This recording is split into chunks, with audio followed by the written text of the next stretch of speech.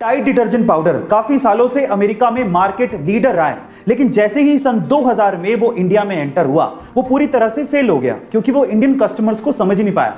Research करने पर पता लगा कि अमेरिका में ज्यादातर लोग वॉशिंग मशीन में कपड़े धोते हैं, तो उन्हें कोई फर्क नहीं पड़ता कि डिटर्जेंट पाउडर हाथ पे भी कोई फर्क डालता है क्या। लेकिन इंडिया में 80% से ज्यादा लोग हाथों से कपड़े धोते हैं, इसीलिए उन्हें फर्क पड़ता है। तो फाइनली टाइड सन 2009 में टाइड नेचुरल के साथ इंडियन मार्केट में उतरा, जो कि काफी ज्यादा किफायती था, बहुत अच्छा था, लेकिन सबसे इंपॉर्टेंट चीज वो हाथों के लिए सेफ भी था। फिर क्या था, 2 ही सालों में टाइड ने इंडिया में बहुत बड़ा मार्केट कैप्चर कर लिया और आज टाइड नासा के साथ मिलकर स्पेस में पहली एस्ट्रोनॉट्स के लिए लॉन्ड्री बनाने जा रहा है। गाइस, अगर आपको बिजनेस में सक्सेसफुल होना है तो आपको अपने कस्टमर्स को समझना पड़ेगा। 24 नवंबर 1971 को पोर्टलैंड से सिएटल जाने के लिए डीबी कूपर नाम का एक आदमी एक फ्लाइट पे चढ़ता है। जैसी फ्लाइट हवा में होती है, वो अपने पास ही खड़ी एयर होस्टेस को एक लेटर पकड़ाता है जिसमें लिखा होता है कि मेरे पास बॉम्ब है और तुम तुरंत मेरे पास आके बैठो। जैसी एयर होस्टेस कूपर के पास आके बैठती है, वो उसे बॉक्स खोल के बॉम्ब दिखाता है और कहता है कि मुझे $2 लाख प्लस 4 पैराशूट चाहिए,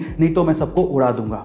शाम होते ही फ्लाइट जब सिएटल पे लैंड करती है तो डिमांड के मुताबिक $2 लाख प्लस 4 पैराशूट्स कूपर को दे दिए जाते हैं। फिर वो उसी फ्लाइट पे बैठता है, फ्लाइट उड़ती है, उसके बाद वो पैराशूट पहनता है और फ्लाइट से कूद जाता है। उसके बाद से लेके आज तक किसी ने भी डीबी कूपर को दोबारा नहीं देखा। एफबीआई ने खूब सर्च करने की कोशिश की, लेकिन वो डीबी कूपर को दोबारा ढूंढ ही नहीं पाई। फाइनली 2016 में एफबीआई ये फाइल हमेशा के लिए बंद कर देती है। गाइस, ये कोई फिल्मी घटना नहीं है, इसे आप गूगल पे भी सर्च कर सकते हैं। 25 जून 2009 को the king of pop Michael Jackson की मौत हुई थी और बहुत से राज उनकी मौत के साथ ही दफन हो गए थे और उनमें से एक राज था एंटी ग्रेविटी डांस मूव का। गाइस, 1987 में माइकल जैक्सन की एक एल्बम रिलीज हुई थी जिसका नाम था स्मूथ क्रिमिनल और उसमें उन्होंने एंटी ग्रेविटी डांस मूव किया था, जिसमें वो 45 डिग्री तक बिना किसी सहारे के झुक जाते हैं और वो भी अपने बैक को सीधा रखते हुए।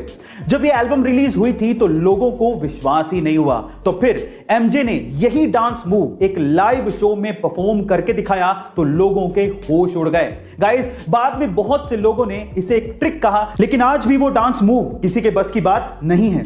Guys, let's write in the chat we love you MJ. ऐसी इंग्लिश में कई चीजों के नाम इतने वियर्ड हैं कि जिसे सुनने के बाद आप अपनी हंसी रोक ही नहीं पाओगे। कैसे? एग्जाम्पल देता हूं।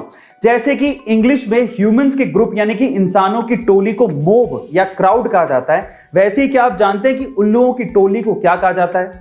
उल्लुओं की टोली को इंग्लिश में पार्लियामेंट कहा जाता है। इसी तरह से वाइल्ड बीस्ट की टोली को कंफ्यूजन, जिराफ की टोली को टावर, राइनोस की टोली को स्टबर्ननेस और पांडास की टोली को एम्बैरेसमेंट कहा जाता है। अब इन्हें नाम क्यों दिए गए आप लोग चैट सेक्शन में जरूर लिखिएगा और ऐसे अमेजिंग वीडियोस के लिए शेयर, सब्सक्राइब एंड लाइक। मिलते हैं अगली वीडियो में।